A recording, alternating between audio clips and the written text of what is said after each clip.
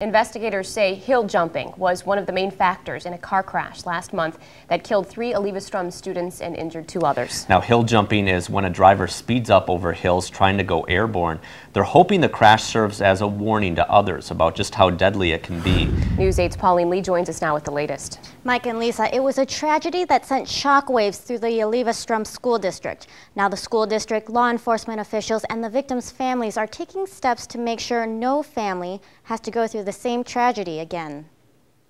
Nearly a month after the crash that killed his grandson, Jerry Carpenter is still searching for answers. Why? I still don't have why they did it. Why my grandson did this. After weeks of reconstructing the crash, investigators shared their findings today. They say 14-year-old Austin Gable was driving the car, going 80 to 90 miles per hour down Walnut Road when he tried to jump a hill. That sent the car airborne for nearly 180 feet. Once it landed, the car spun out of control and rolled several times before eventually hitting a large tree. Austin Gable and 13-year-old McKenna Johnson were killed on impact. 15-year-old Marco Perez later died from his injuries. 13-year-old Ulysses Ponce and 16-year-old Felicia Bertrand were severely injured in the crash. As a result, Gable's illegal operation of a vehicle, his speed, and his reckless and negligent driving are cited as the cause of this crash. Now law enforcement officials are working to get the message out to try to put an end to hill jumping, a problem that's not new. It's a proactive approach to a problem that's existed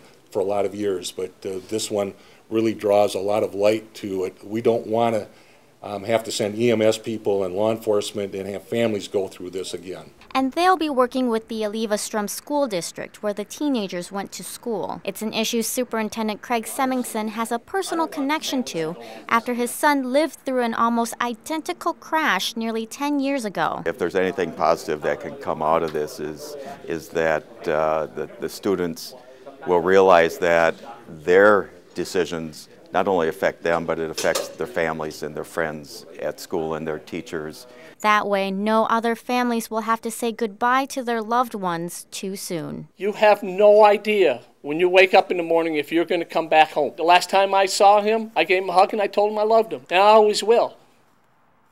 The car Austin Gable was driving belonged to Felicia Bertrand. Investigators say Bertrand had a history of letting minors as young as 12 years old drive recklessly in her car. The case has been forwarded to the Eau Claire County District Attorney's Office for review. Thanks, Pauline. Now, law enforcement officials are still waiting for the toxicology reports to come back, but investigators don't believe drugs or alcohol were factors in the crash.